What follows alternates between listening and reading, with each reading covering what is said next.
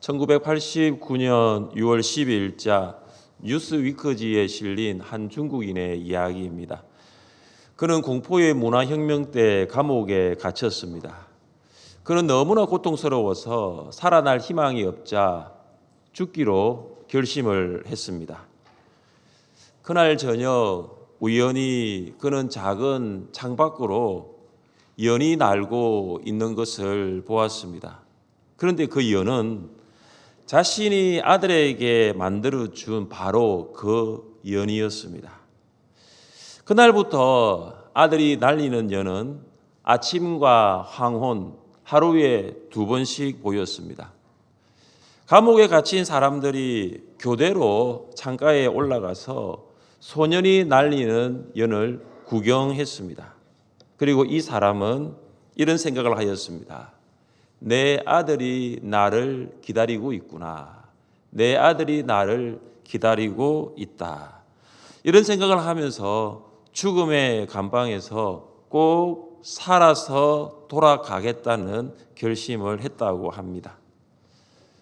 도저히 출구가 보이지 않는 암울한 시간을 보내던 그에게 이 연은 소망이 줄이 되었습니다. 우리에게도 이 중국인과 같이 고통스러워 살아갈 소망조차 보이지 않을 때, 그 소망조차 사라질 때가 찾아올 수 있습니다. 우리 중 어떤 성도는 지금 이 순간이 바로 출구가 보이지 않는 시간을 보내고 있을 수 있습니다. 함께 하겠다고 약속했던 배우자를 먼저 떠나보내고 나 또한 육신의 고통 가운데 있을 수 있습니다. 내가 겪는 고통과 아픔을 함께 할 수 있는 사람이 주변에 보이지 않을 수 있습니다. 그리고 하나님도 나와 함께 계시지 않는 것처럼 느껴집니다. 블레셋 사람들이 하나님의 궤를 빼앗은 후에 블레셋은 그야말로 쑥대밭이 되었습니다. 절대적 숭배 대상이었던 다곤 신상의 머리와 2손이 끊어지는 일이 발생합니다. 블레셋 생애 성읍에 살고 있던 많은 사람들이 독한 종기로 죽임을 당하는 일이 일어납니다. 블레셋 역사상 전대미문의 사건이 벌어진 것입니다. 하나님의 궤는 하나님의 임재, 하나님의 함께 하심을 말합니다. 이스라엘 백성과 함께 하신 하나님께서 이스라엘을 떠나셨습니다. 그리고 하나님께서는 블레셋의 신과 그리고 사람들에게 능력을 나타내셨습니다. 하나님의 임재는 곧 하나님의 능력입니다. 하나님께서 임재하실 때 그 능력이 나타나는 줄 믿습니다. 하나님께서 블레셋 성읍에 계실 때 그곳에 하나님의 능력이 나타났습니다. 이처럼 하나님께서 우리와 함께 하실 때 하나님의 능력이 나타나게 되는 줄 믿으시기를 바랍니다. 매주 일주일 우리가 부르는 임내송, 주의 나라가 임할 때, 이 찬양은 어떻게 시작합니까? 주의 나라가 임할 때, 하나님 임재하실 때 예배가 회복되고 기적은 일어나네. 하나님께서 임재하실 때에 예배가 회복됩니다. 하나님께서 임재하실 때에 기적은 일어납니다. 이 시간 삼위일체 하나님께서 우리와 함께 하심을 믿으십니까? 우리의 영혼과 우리의 육체에도 기적이 일어나는 줄 믿으십니까? 우리의 영혼에 하나님이 주시는 기쁨과 평안이 찾아올 것입니다. 우리 육체가 하나님의 만져주심으로 인하여 회복될 것입니다. 그래서 우리는 하나님의 임재, 하나님의 함께 하심을 회복할 수 있어야 합니다. 하나님의 임재를 회복하면 우리의 삶은 날마다 기적의 연속이에요. 하나님이 나와 함께 계심을 내가 회복하면 우리가 살아가는 순간순간이 기적입니다. 사랑하는 성도 여러분, 하나님의 임재를 회복하고 싶으십니까? 코로나 기간 동안 하나님과 거리 두기를 하여 아직도 하나님의 함께 하심을 회복하지 않는 성도님들이 있습니까? 지금 예배의 자리에 앉아 있지만 코로나 전과 같이 하나님이 나와 함께 하신다는 이것을 느끼지 못하는 성도들이 있습니까? 하나님의 임재, 하나님의 함께 하심을 회복할 수 있기를 바랍니다. 그렇다면 우리는 어떻게 하나님의 임재를 회복할 수 있을까요? 첫째, 우리는 하나님께 항복해야 합니다. 한번 따라해 보십시오. 하나님께 항복합시다. 하나님께 항복합시다. 하나님의 임재를 경험하기 위해서는, 하나님의 임재를 회복하기 위해서는 하나님께 항복하는 것입니다. 블레셋 사람들은 제사장들과 점쟁이들에게 하나님의 궤를 이스라엘로 보낼 방법을 묻습니다. 어떻게 하면 이 하나님의 궤를 보낼 수 있는지, 이스라엘로 보낼 수 있는지 묻습니다. 그때 그들은 어떤 대답을 합니까? 3절 말씀 같이 읽겠습니다. 3절입니다. 그들이 이르되 이스라엘 신의 궤를 보내려거든 거저 보내지 말고 그에게 속건제를 드려야 할지니라. 그리하면 병도 낫고 그의 손을 너희에게서 옮기지 아니하는 이유도 알리라 하니. 아멘. 블레셋의 제사장들과 이 점쟁이들이 하나님의 궤를 이스라엘로 보낼 때에 속건제를 드리라고 합니다. 여러분, 속건제는 어떤 제사입니까? 속건제는 죄를 씻는 제사이면서 동시에 그 죄에 대해서 배상하는 제사입니다. 이것이 속죄제와 다른 제사입니다. 속건제 안에는 배상이 들어가 있습니다. 이 블레셋 제사장들과 점쟁이들이 이 레위기에 나타난 이 5대 제사 중에 하나인 이 속건제의 개념과 이 죄를 씻는 제사, 그리고 배상을 하는 제사, 이 속건제의 의미를 과연 알았을까요? 그들이 속건제를 이야기를 하는 것을 보면 이거 하나는 분명합니다. 그들이 잘못했다는 거예요.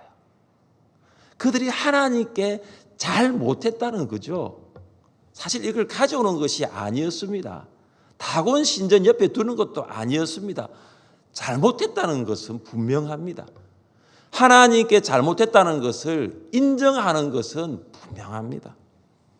그들이 잘못을 인정하지 않으면 속건제와 함께 하나님의 궤를 다시 이스라엘로 돌려보낼 필요가 전혀 없습니다.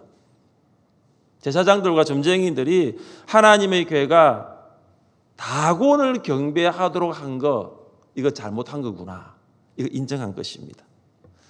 그래서 그들은 궤만 보내지 않고 손해를 배상하려고 합니다. 잘못했으니까요. 하나님께 손해를 배상하려고 하는 것입니다. 그런데 블레셋 제사장들과 점쟁이들이 무엇으로 배상하려고 합니까? 뭐가 나옵니까, 여러분? 금이 나오죠. 금이 나와요. 그들은 하나님께 무엇을 배상하고 싶은데, 잘못한 것을 인정하면서 뭔가 배상하고 싶은데 고민한 것이 뭐냐면 금이에요. 금값이 많이 올랐습니다. 예나 지금이나 금은 참 아주 귀한 것입니다. 그들 생각했습니다. 이 귀한 금을 바치면 되겠다. 하나님께 잘못했으니까 하나님께 배상하기 위해서는 이 금을 바치면 되겠다는 생각을 하였습니다. 블레셋은 5개의 도시로 이루어진 국가입니다. 그래서 블레셋 제사장들과 점쟁이들은 금 독종 5개, 그리고 금쥐 5개, 이 5개씩 만들라고 제안합니다. 그들이 많은 동물들 가운데 쥐를 만들라고 한 것을 보면 독한 종기가 쥐를 통해서 블레셋 사람들에게 통에 전염됐다는 것을 알 수 있는 것이죠.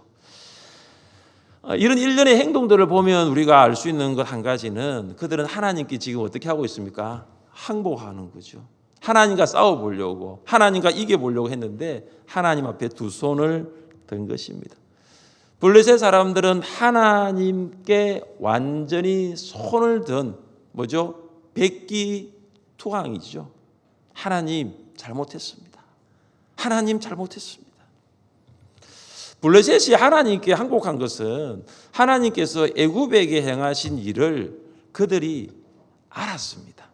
하나님이 어떻게 애굽에게 일을 하셨는지 그들이 알았습니다. 6절 말씀입니다. 우리 6절을 함께 읽겠습니다. 애굽인과 바로가 그들의 마음을 완악하게 한 것 같이 어찌하여 너희가 너희의 마음을 완악하게 하겠느냐. 그가 그들 중에서 재앙을 내린 후에 그들이 백성을 가게 함으로 백성이 떠나지 아니하였느냐. 아멘. 하나님께서 바로에게 출애굽을 명령하셨지만 바로는 이스라엘 백성을 출애굽시키지 않았습니다. 이유는 바로와 애굽 사람들의 마음이 완악하였기 때문입니다. 그래서 하나님께서 10가지 재앙을 애굽 사람들에게 내리셨습니다.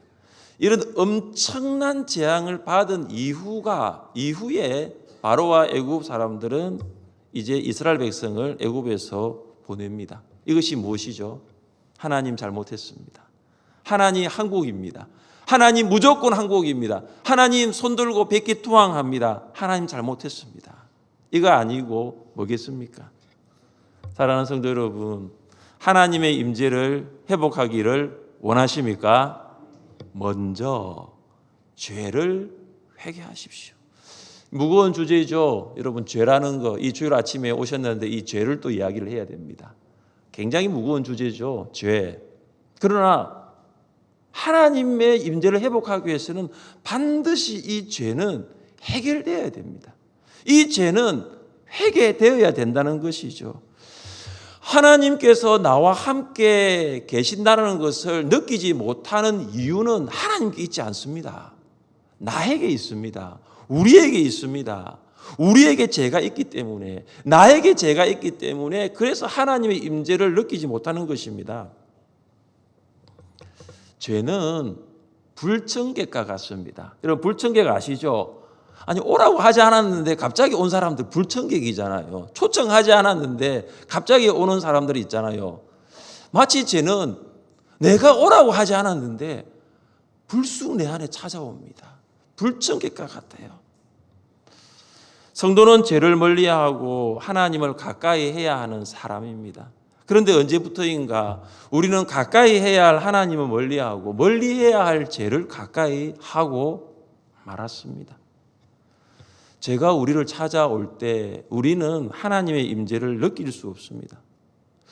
우리는 하나님을 믿고 있다고 생각하는데 죄가 찾아오면 하나님이 나와 함께 하심을 경험할 수가 없어요. 무엇이 죄입니까? 불신앙이 죄입니다. 하나님을 믿는다고 하지만 하나님을 완전히 믿지 않는 불완전한 신앙, 그것이 불신앙이에요. 99% 하나님을 믿는 것도 불신앙인 거 아시죠? 불완전한 신앙, 그것이 불신앙입니다. 무엇이 죄입니까? 불순종이 죄입니다. 하나님의 말씀을 듣는다고 하지만 말씀을 선택하여 듣는 것은 불순종입니다. 말씀에 대한 성도의 반응은 선택 순종이 아니라 절대 순종입니다. 내가 듣고 싶은 말씀을 내가 선택해서 듣고 나에게 부담되는 말씀을 내가 듣지 않는 것은 선택 순종이죠. 이것은 불순종입니다. 무엇이 죄입니까? 우상 숭배가 죄입니다. 하나님보다 다른 것에 우선순위를 두는 것은 우상이고 그것을 하나님보다 더 사랑하는 것은 우상 숭배입니다. 사랑하는 성도 여러분, 이 세 가지 불신앙, 불순종, 우상 숭배, 이 죄를 회개해야 됩니다. 이걸 회개하지 아니하면 결코 하나님의 임재를 회복할 수 없습니다. 이것을 회개할 때에 하나님께로 가까이 나아올 수 있습니다. 하나님께서 여러분을 가까이 나아오는 여러분을 기다리고 계세요.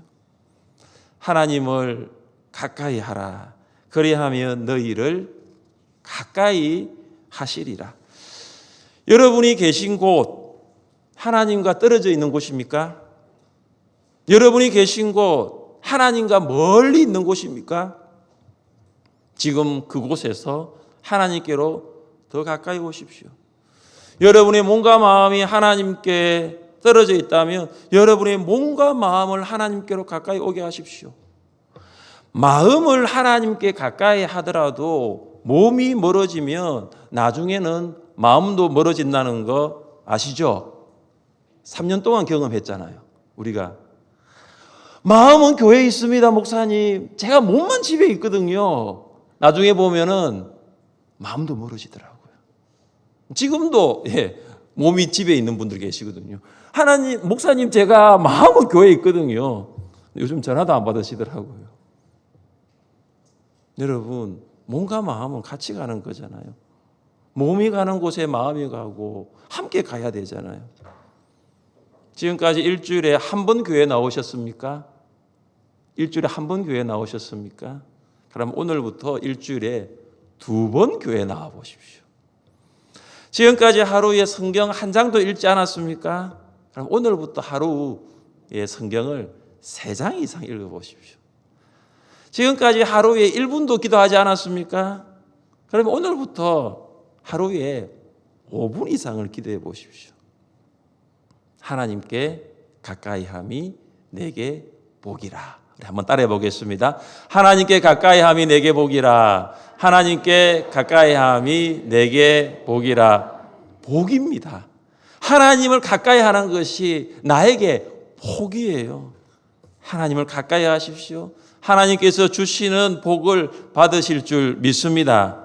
그것은 하나님께서 나와 함께 하신다는 복이죠. 지난날에 불신앙, 불순종, 우상 숭배의 죄를 회개하며 하나님의 임재를 회복할 수 있기를 주님의 이름으로 축복합니다.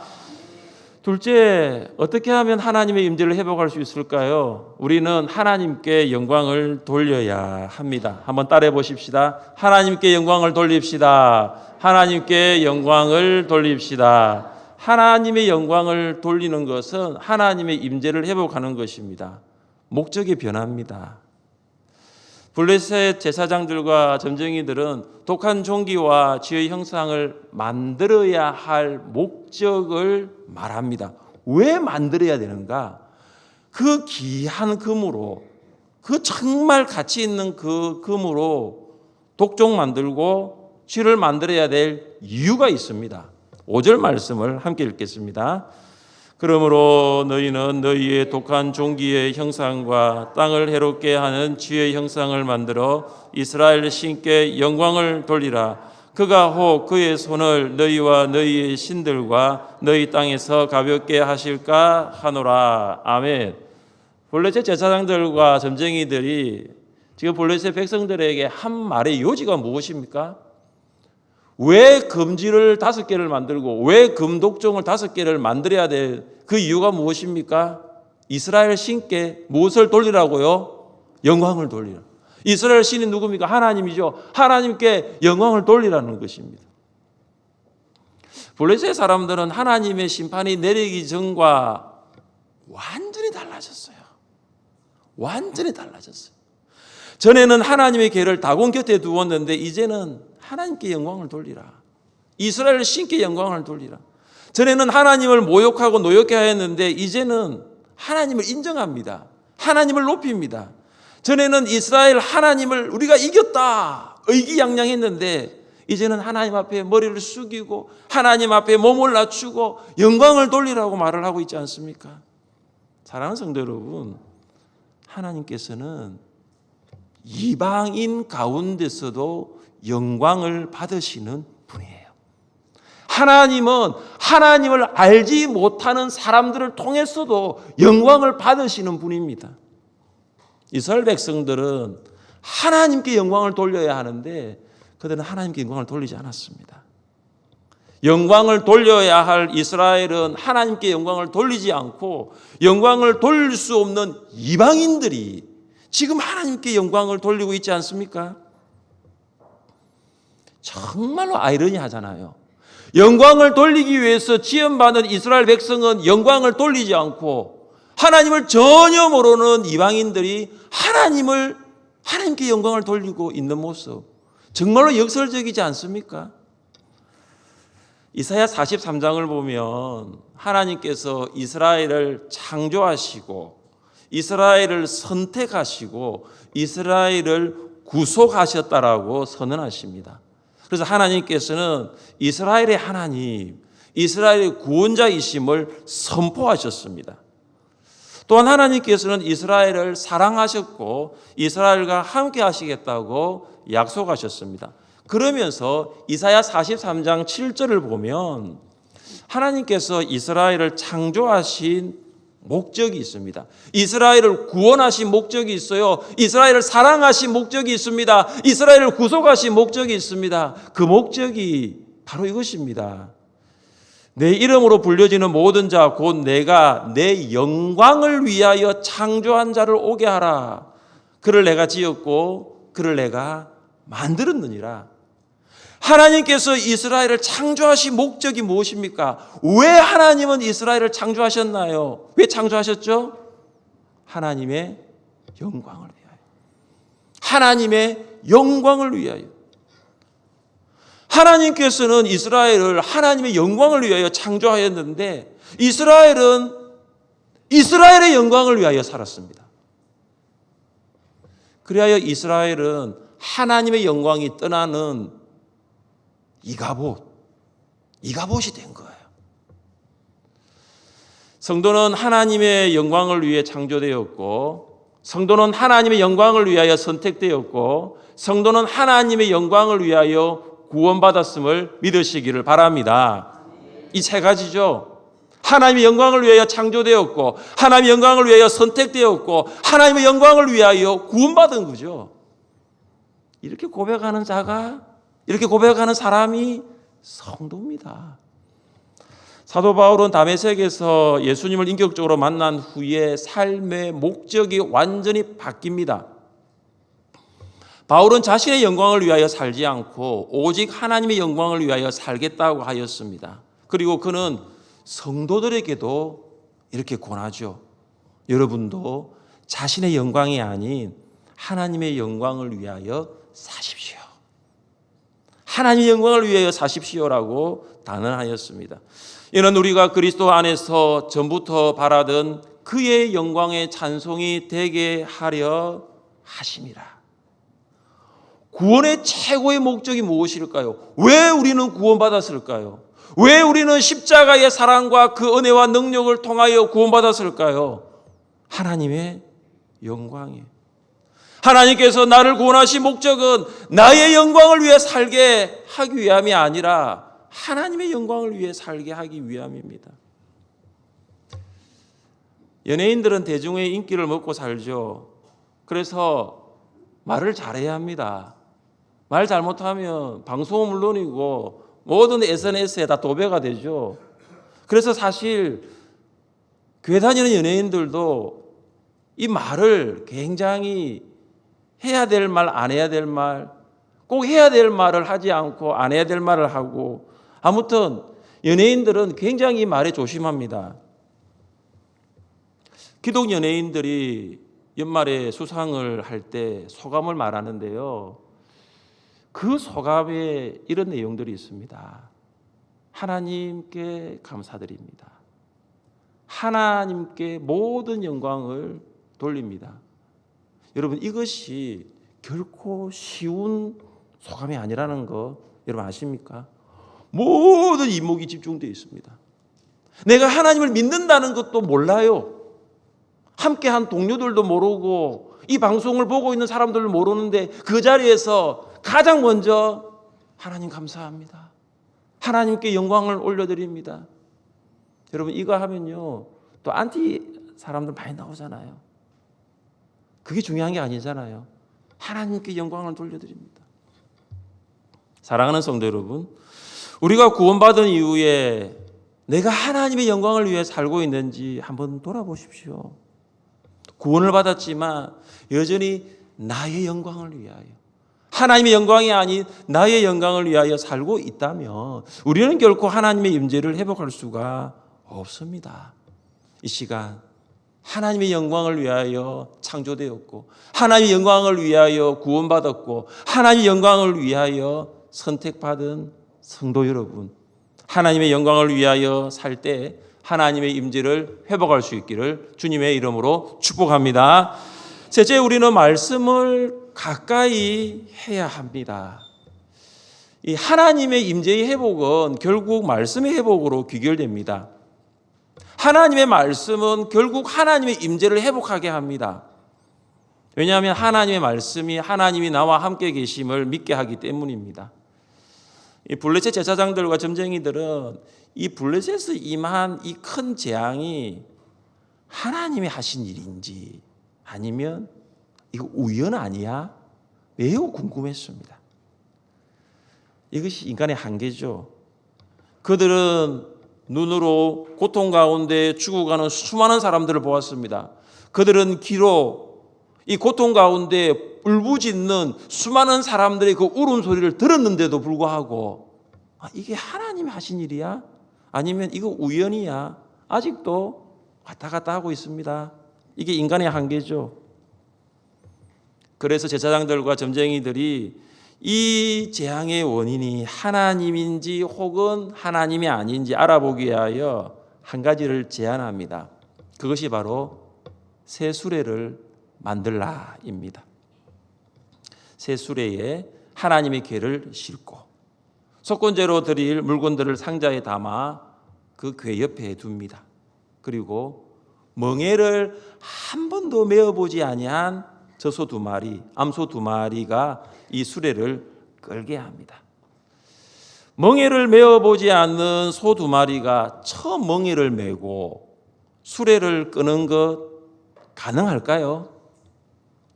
소들이 수레를 끌어본 적이 없어요. 수레를 어느 방향으로 움직여야 하는지도 모릅니다. 그리고 이 소 2마리에게는 젖먹는 송아지들이 있습니다.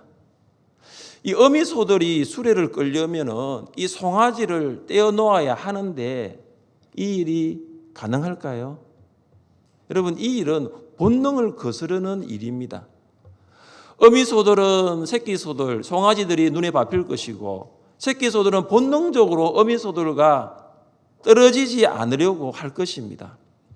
그리고 또 한 가지, 이 소들이 인도자 없이 스스로 베세메스로 가야 합니다. 지금 그들이 있는 곳은 에그론입니다.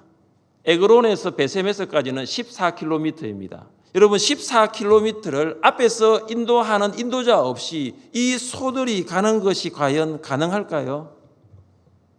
블레셋의 제사장들과 점쟁이들이 이것을 제안한 것입니다. 새로 만든 새 수레에 하나님의 궤와 속건 제물을 싣고 그리고 한 번도 수레를 끌어본 적이 없는 소 2마리가 수레를 끌고 14km를 걸어서 베세메스로 가면은 하나님이 하신 일이다.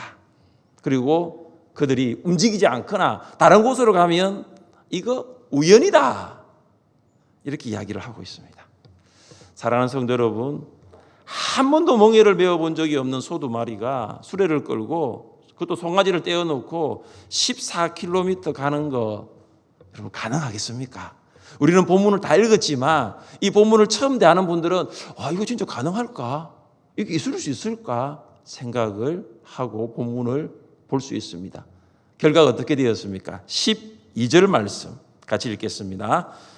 암소가 베세메스 길로 바로 행하여 대로로 가며 갈 때에 울고 좌우로 치우치지 아니하였고 블레셋 방백들은 베세메스 경계선까지 따라가니라. 아멘.